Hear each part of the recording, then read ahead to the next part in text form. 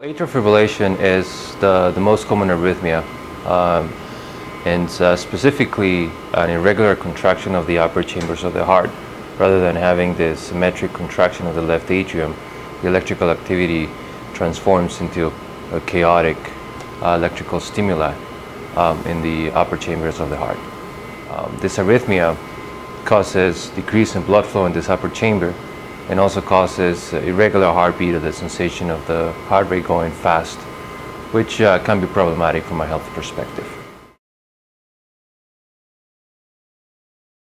Most commonly what we see is the incidence of stroke. Basically a blood clot forming in that upper chamber. The blood clot migrates and creates lack of oxygen in the brain, causes the symptom of a stroke. And also heart failure. When the heart beats too fast, too irregularly, can cause the heart muscle function to fail, therefore giving us signs and symptoms of congestive heart failure.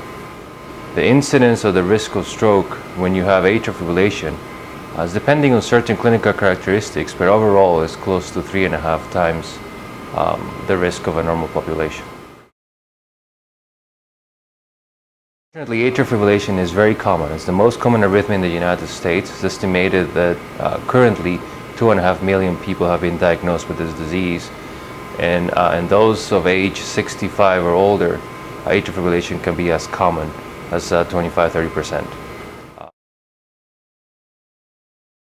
So there are multiple treatments for atrial fibrillation. Here in St. Luke's Center for Atrial Fibrillation, we offer a comprehensive approach in which we offer the ability to treat the arrhythmia with medications, catheter ablation, or a surgical therapy approach.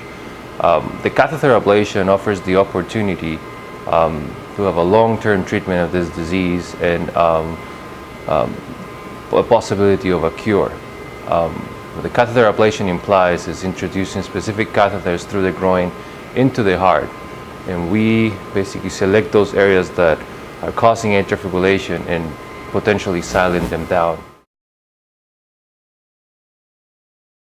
You come in the same day of the procedure, you spend the night, and you go home the next day. Most of the times you should be able to do normal daily activity, but what I tell my patients is I prefer if they're couch potatoes for approximately 2 days after the procedure.